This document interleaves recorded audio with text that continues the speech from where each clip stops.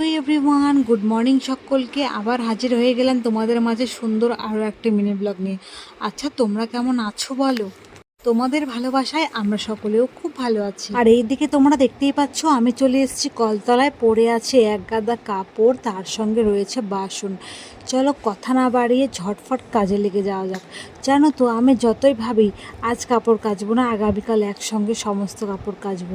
ছোটোর থেকেই একটা কথা শুনে এসেছি, কাল বলে কিছু হয় না। যখন যেটা ভাববো ঝটফট সেই কাজটা তখনই ফিনিশ করে ফেলতে হবে।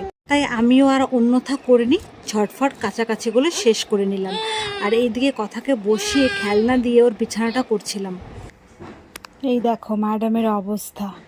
আজকাল খাওয়াতে বসলে এই রকমটাই হয়, গোটা গা হাত মুখ একদম ছড়িয়ে ছিটিয়ে একাকার করে নেয়। খুব দুষ্টু হয়েছে কথা, খুব। হ্যাঁ, কি বলছো? কি বলছো? তোমার সম্বন্ধে আমি একটিও ভালো কথা বলছি না, বুঝলে? এগুলো কি করেছো? এগুলো কি করেছো? হ্যাঁ, এগুলো কি করেছো? কি করেছো? এগুলো কি করেছো বলো?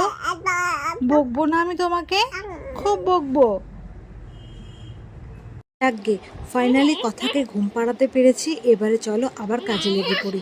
এই উনুনটাকে তো লাস্ট 3 দিন থেকে আমি আমার ব্লগে দেখাচ্ছি। দেখো আজ ফাইনাল টাচ দিয়েছি, কি ভালো লাগছে না দেখতে। সন্ধেবেলা খেলাম চিকেন পকোড়া। বাড়িতে যত যাই খাই না কেন, সন্ধে হলে যেন একটু বাইরের খাবারের জন্য মনটা কেমন আনচান আনচান করতে থাকে।